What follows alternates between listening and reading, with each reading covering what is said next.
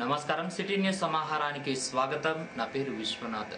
ఓ వడ్ల వ్యాపారి డబ్బులు ఇవ్వడం లేదంటూ రైతులు ఆందోళనకు దిగారు. ఆ వ్యాపారి షాపు ముందు టెంట్ కూడా వేశారు. గత 3 రోజులుగా చర్చలు జరిగాయి. చర్చలు విఫలం కావడంతో బాధిత రైతులు ఆందోళన చేపట్టారు. విషయం తెలుసుకున్న పోలీసులు ఇరు వర్గాల వారిని సముదాయించారు. వ్యాపారి బాధిత రైతులు పోలీసులను ఆశ్రయించారు. ఎలిగేడు మండలం నర్సాపూర్కు చెందిన మల్యాల శ్రీనివాస్ అనే వ్యాపారి గ్రామంలో వరి ధాన్యాన్ని కొనుగోలు చేసి సుల్తానాబాద్లోని సంపత్ అనే వ్యాపారికి విక్రయించాడు 2011 సంవత్సరంలో. అయితే అప్పటి నుండి సుమారు 4.5 లక్షల రూపాయలు సంపత్ ఇవ్వలేదని శ్రీనివాస్ బాధిత రైతులకు చెప్పాడట. 2 సంవత్సరాలుగా ఓపిక పట్టిన రైతులు సంపత్ వద్దకు శ్రీనివాస్ను తీసుకొచ్చి 3 రోజులుగా జరిపిన చర్చలు విఫలం కావడంతో మంగళవారం సంపత్ కాన్వాసింగ్ ఆఫీస్ ముందు టెంట్ వేసి ఆందోళన చేశారు. ఈ కథ పోలీస్ స్టేషన్ కు చేరింది. కాన్వాసింగ్ ఓనర్ మాత్రం ఒక్క పైసా కూడా ఇచ్చేది లేదని చెప్తున్నాడు.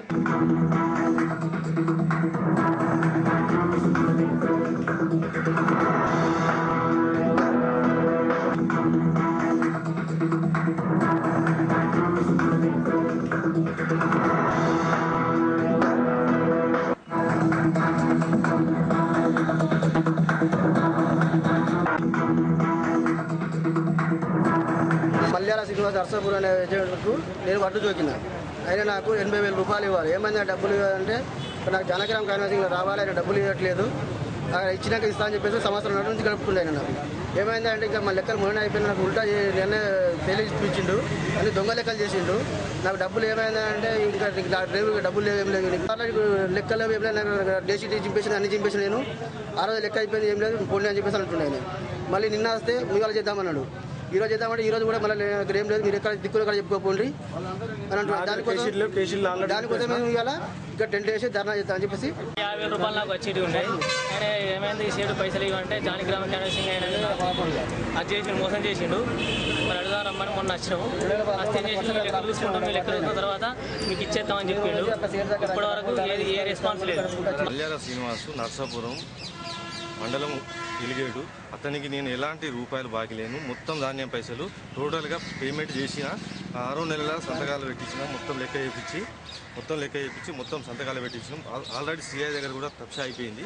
2-3 రోజుల వాటికి పోతుంది అనే ఆలోచనతో సైలెంట్గా ఉన్నాం. లేకపోతే ముందే పోయి మేము సిఐ దగ్గర కంప్లైంట్ చేసుకోలేమే.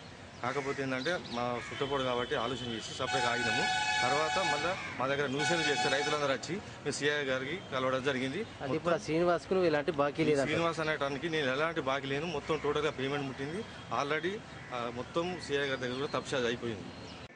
సుల్తానాబాద్ కాంగ్రెస్ పార్టీ మండలాధ్యక్షునిగా ఎన్నికైన పురం ప్రేమచంద్రరావును ఘనంగా సన్మానించారు సర్పంచ్ అంతటి అన్నయ్య Goud, single window chairman Srigiri Srinivas, పలువురు.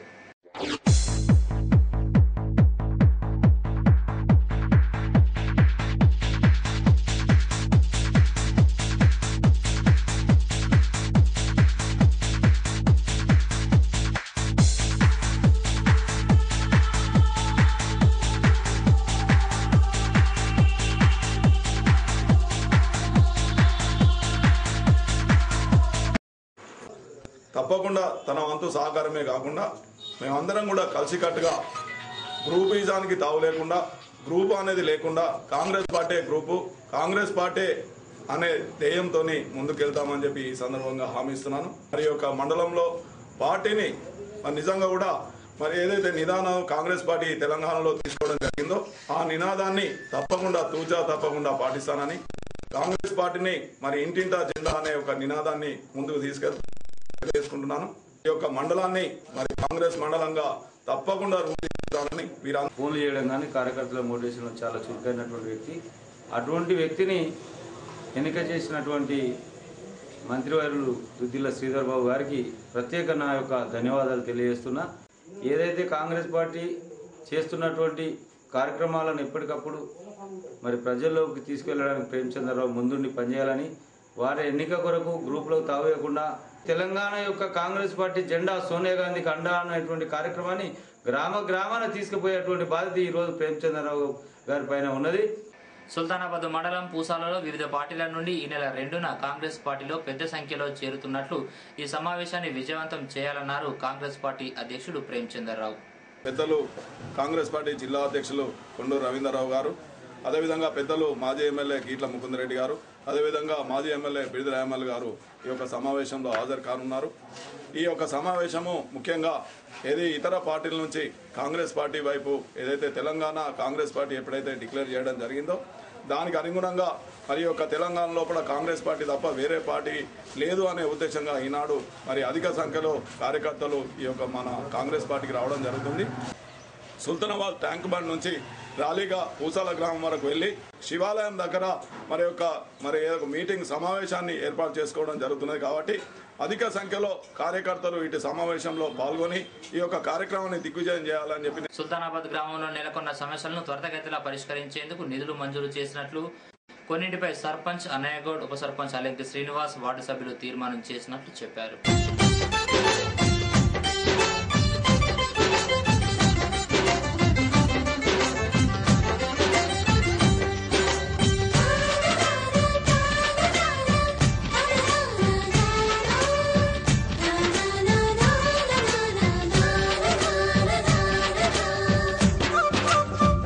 ప్రజలు మాకు ఇచ్చినటువంటి అవకాశాన్ని పూర్తి స్థాయిలో ప్రజలకు అందించడానికి సిద్ధంగా ఉన్నాము. ప్రత్యేకమైనటువంటి నాన్-మెటల్ వాల్స్ కానీ, గేట్ వాల్స్ కానీ, మరి గ్రామంలో ముఖ్యమైన వార్డులకు నీరు అందలేనటువంటి వార్డులల్లో అదనపు పైప్ లైన్ వేయటకు నిన్నటి సమావేశంలో నిధులు మంజూరు చేయడం జరిగింది. అదేవిధంగా చాలా వార్డులలో మురికి కాలువల సమస్య తీవ్రంగా ఉండి అక్కడ ప్రజలు అనారోగ్యానికి గురవుతున్న దృష్ట్యా ఆ యొక్క సమస్యలను గుర్తించి వెంటనే మురికి కాలువల నిర్మాణాలు చేపట్టుటకు మరి గ్రామ పంచాయతీ నిధులను మంజూరు అనుమతి చేసుకొని మా నిధులకు తోడు మండల పరిషత్లో ఉన్నటువంటి నిధులను కూడా రాబట్టడానికి మరి ఎంపీడీఓ గారిని కూడా మేము కోరడం జరిగింది. చాలా ఏళ్ల తరబడి తట్టడి మట్టు కూడా ఇక్కడ లేకుంటున్నటువంటి పరిస్థితుల్లో ఈనాడు మా గ్రామ పంచాయతీ సభ్యులందరూ కూడా గ్రామంలో పూర్తి స్థాయిలో మొరం పోయేటకు కూడా తీర్మానం చేయడం జరిగింది. రేపటి నుంచి ఈ యొక్క దసరా మరి బతుకమ్మ పండుగ సందర్భంగా గ్రామంలో వివిధ వార్డులలో మొరం పోయేటకు తీర్మానం చేయడం జరిగింది. ఈరోజు తెలంగాణ ప్రాంతాన్ని తలమానికంగా ఉండేటువంటి సుల్తానాబాద్లో జరిగేటువంటి బతుకమ్మ పండుగను పెద్ద ఎత్తున నిర్వహించటకు మరి ఈ వారం రోజుల నుంచే ఏర్పాట్లను ప్రారంభం చేయడం జరిగింది. ఈ రోజు ప్రారంభం చేసినటువంటి బతుకమ్మ ఏర్పాట్లను చెరువు కట్ట పైన చాలా ప్రత్యేక ఆకర్షణ లైటింగ్తోని, అదేవిధంగా అశోక్ నగర్కి D86 కేనాల వద్ద మంచి లైటింగ్ ఏర్పాటు చేయడము, యాదవ్ నగర్లో కుంట వద్ద మంచి లైటింగ్ ఏర్పాటు చేయడము, గాంధీనగర్ భవన్లో కుంట వద్ద కూడా లైటింగ్ ఏర్పాటు చేయడం జరుగుతున్నది.